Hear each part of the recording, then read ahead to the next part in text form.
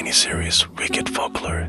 Today, we're diving into not one, not two, but three spine-chilling tales, ghost stories you'll definitely want to hear. Let's get started.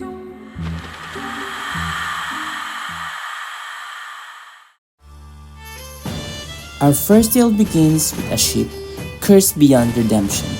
The legend begins in the 1600s. A captain named Hendrik van der Decken, a Dutch seafarer with ambition in his blood and blasphemy on his tongue, set sail from the Cape of Good Hope. He defied nature, he defied God, and the seas does not forget. They say the wind turned against him, not by chance, but by curse. He lashed himself to the wheel and screamed, "I will round this cape, even if I have to sail until Judgment Day." And Judgment Day heard him. That was the moment the heavens cracked. A demon, some say it was the devil himself, offered the captain a deal. Sail forever, never dock, never die.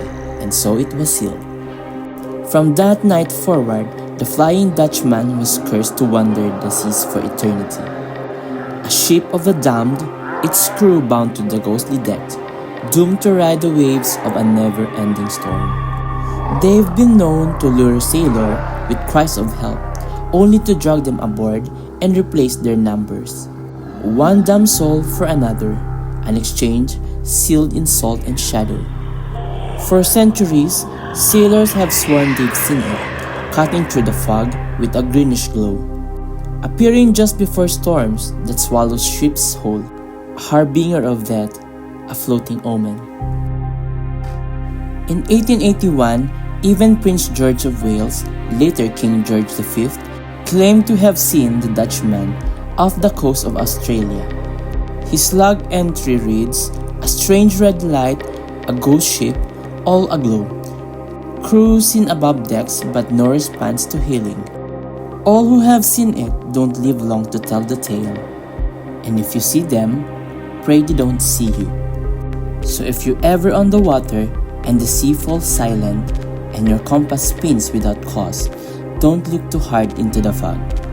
Because if the Flying Dutchman finds you, you may not return. Ever. Even now, radar operators have logged explained signals ships with no transponder, no names, no hit signatures. The sea can be calm, it can be kind, but the sea remembers. Every scream, every scene, every promise broken under starlight. And the Flying Dutchman is the memory made flesh, sailing not just through oceans, but through time, through legend, through our nightmares. Alright, let's move on to our next tale, the Grey Lady of Amsterdam. According to legend, she was a young woman named Anna. The daughter of a wealthy merchant, Anna was known for her beauty, for her heart belonged not to the suitors her father had chosen, but to a humble sailor named Peter. But Anna's father had other plans for her. The two would meet secretly by the canals at night, where they would talk of running away together. When Anna confessed her love for Peter, her father was furious and forbade her from seeing him.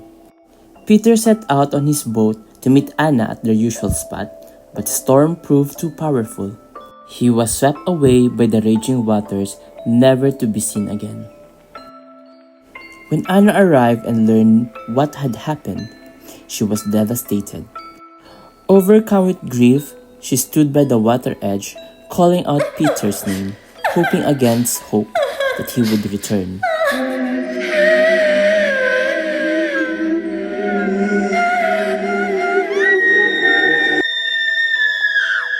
Some say that Anna slipped into the canal, overwhelmed by sorrow, while others claim that in her despair, she threw herself into the water to join Peter in death.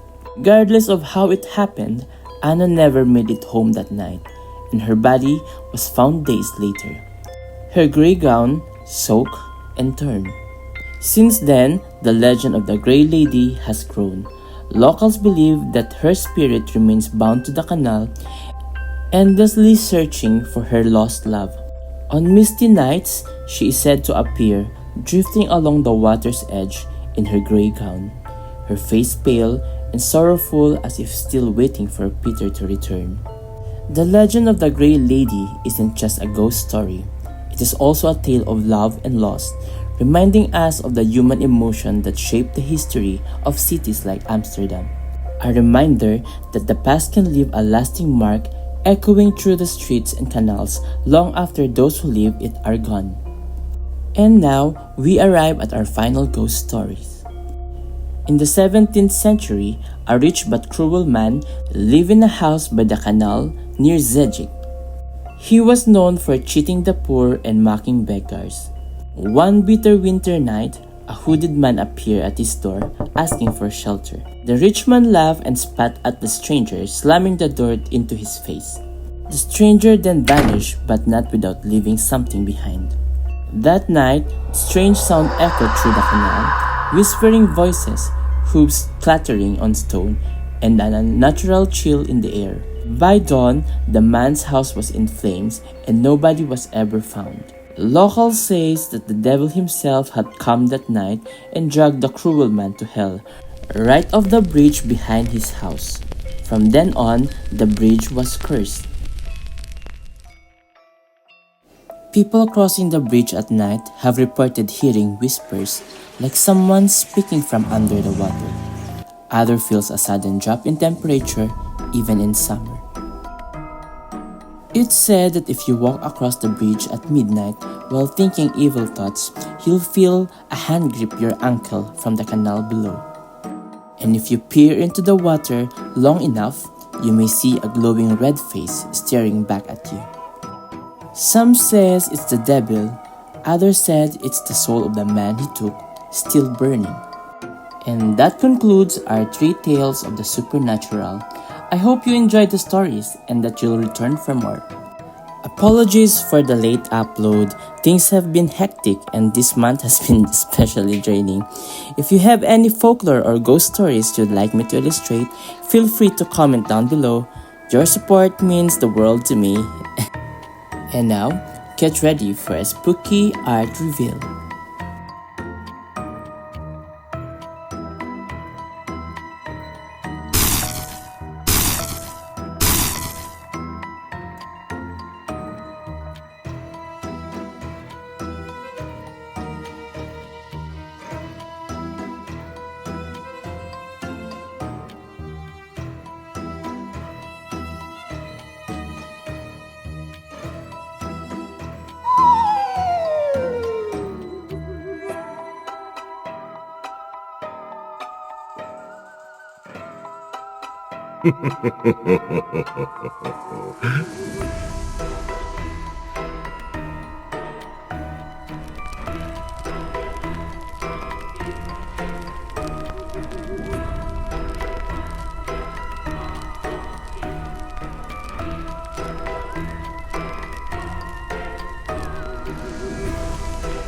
Don't forget to like and subscribe.